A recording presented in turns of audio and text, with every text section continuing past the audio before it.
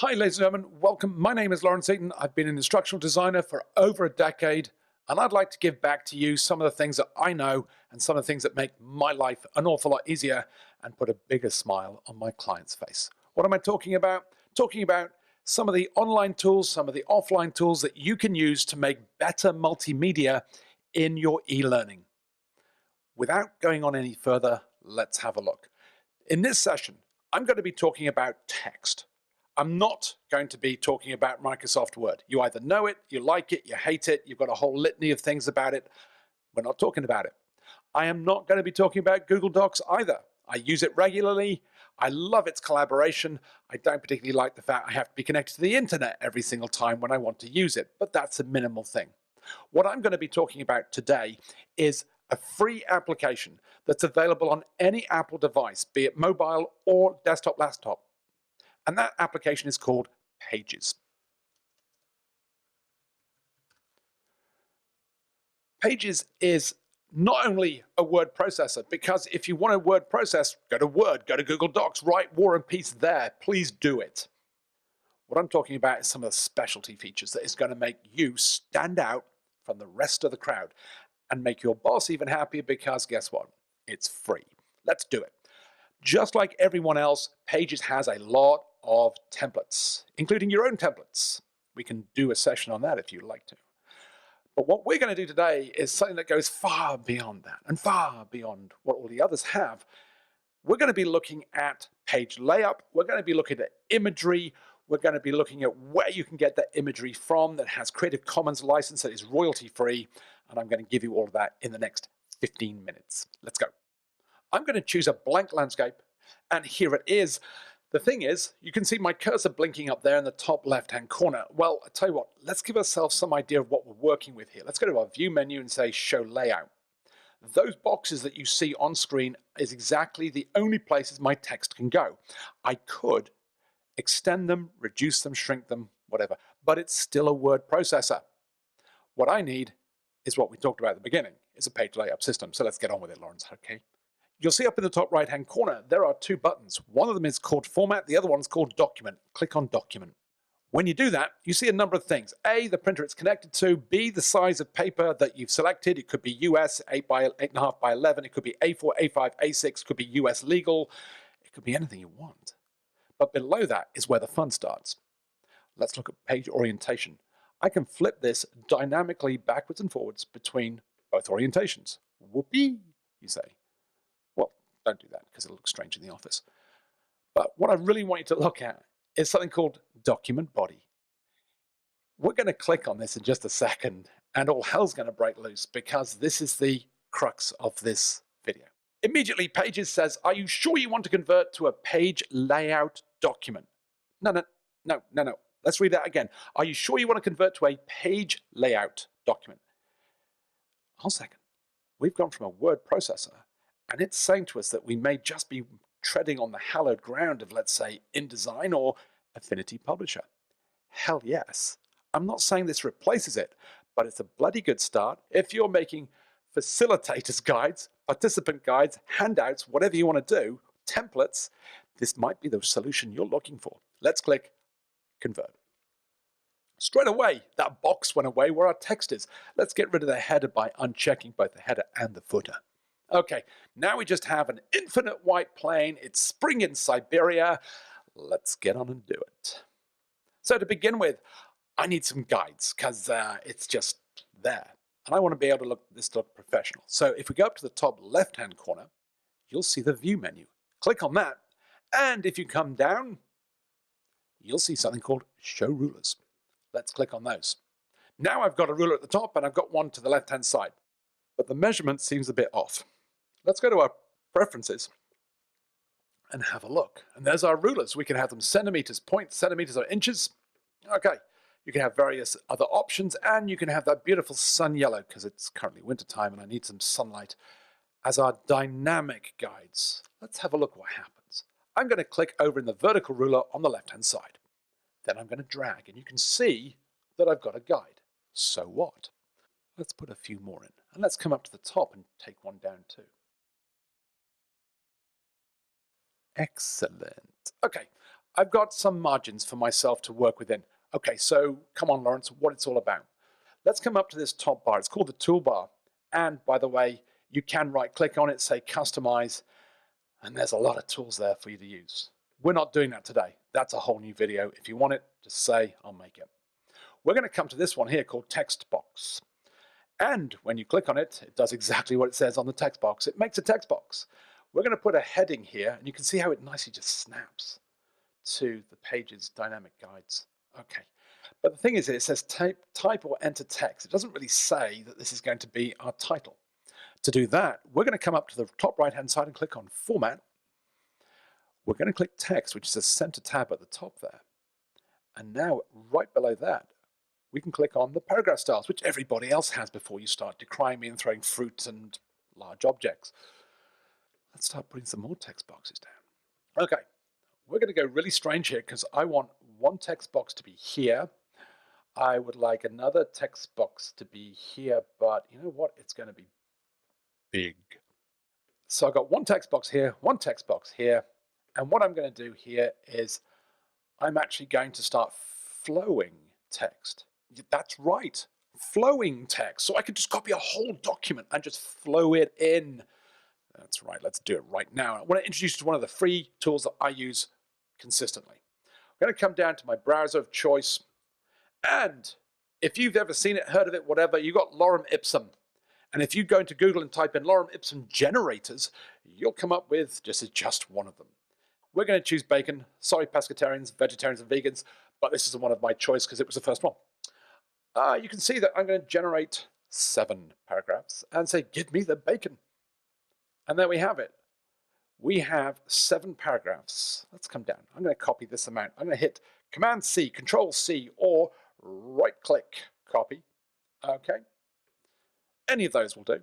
And then let's pop back into our pages, where we're just going to click in here and press Command-V, Control-V, or right-click V.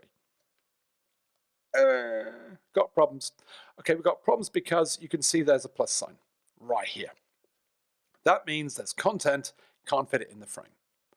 What are we going to do? We're going to do 2 things. Number 1, we're going to come to this text box. We're going to come to the Layout tab here, and we're going to bump it up 2 columns, and they're going to be equal columns by default. Fabulous. That's the first thing. Second thing is we're going to come back to our first text frame, or a text box. You'll notice it has handles all the way around it, but there's a really big handle up at the top middle. It's a circle, and it goes green when you pass your cursor over it. Click on it, and the green is replaced. Well, it's not really replaced, but there's a white number 1 inside the green. Beautiful. Okay, you probably got it by now. We're going to come across to our second text box. We're going to come to that. We're going to click on it.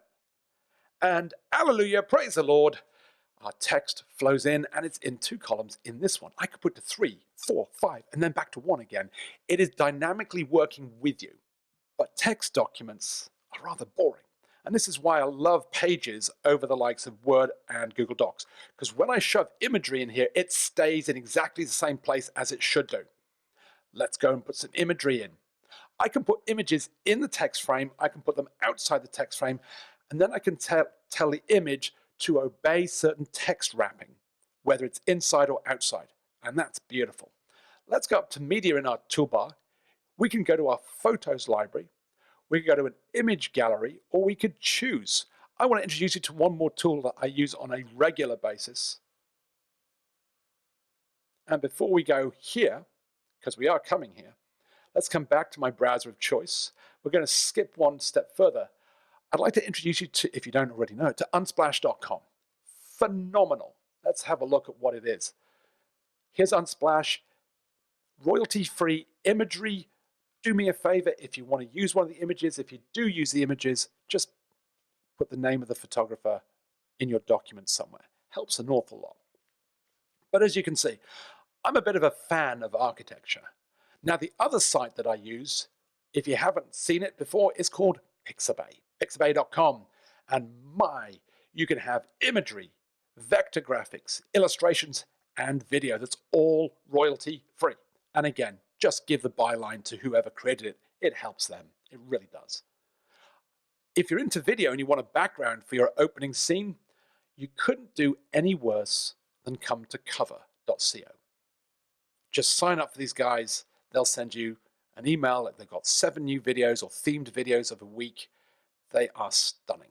Okay, let's come back to Unsplash, not to Bacon, Unsplash. Rather like this image. So we're going to use it. So we're going to download it, and you can say here, it says, say thanks. Credit isn't required, but it's appreciated. So you just click on that, and then we're going to place that into the actual information of the file that we use so it carries it forward.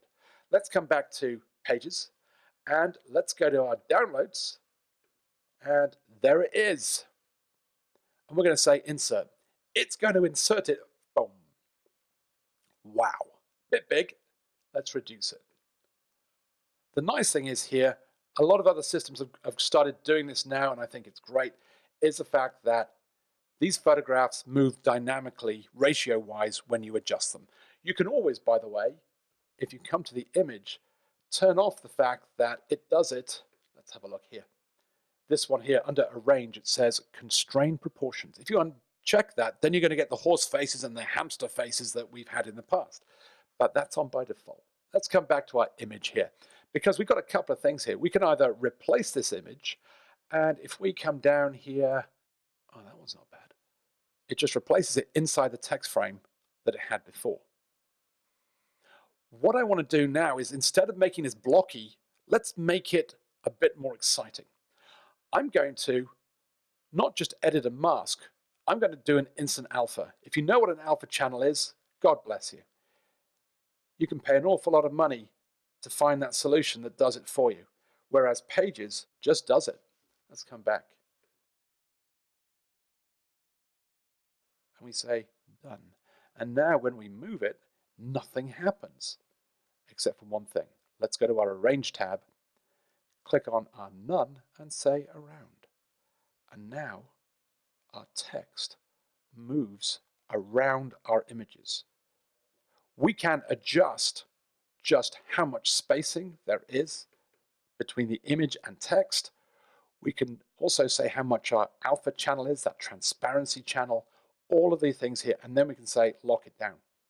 That image will not move unless I unlock it. So the text will continue to flow around it. It's fantastic. Let's see what happens when we add other pages.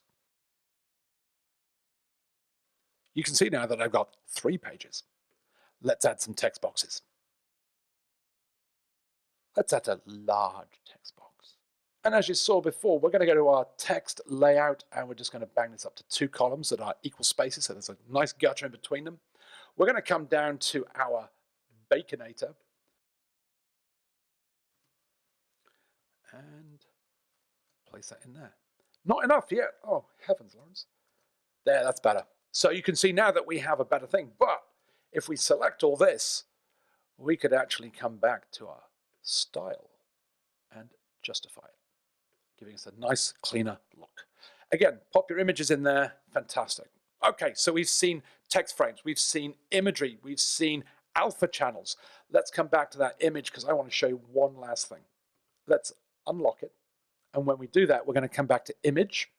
And we're going to come back down to this bar here. You can see that I can affect the saturation of my image and also the exposure. So I can give it a nice black and white aged look, or I can give it a fully blown out one. I can automatically enhance the image, or using this button here, I can now start playing with it when it comes to histograms. And I can really start playing with it now. But I've also got all of these other controls. And if I make a right pig's ear of it, that's not in concert with the Baconator lorem ipsum, I can just say reset the image. Okay, so it's phenomenal. And at the end of the day, we know that not everybody has an Apple device. That's okay. We come to our file menu, come down to export. I'm going to export it out to PDF at this moment in time, because this segues into our next session. So you can see I can do Microsoft Word, and just because you can do both formats of Microsoft Word, I can do rich text, plain text, I can even do an EPUB. But we're going to come back to our PDF. You can see that our image quality is going to be the best. This password is the security that Adobe will also recognize and you can utilize, but I'm just going to say next. I'm going to place this on my desktop and I'm going to call it layout.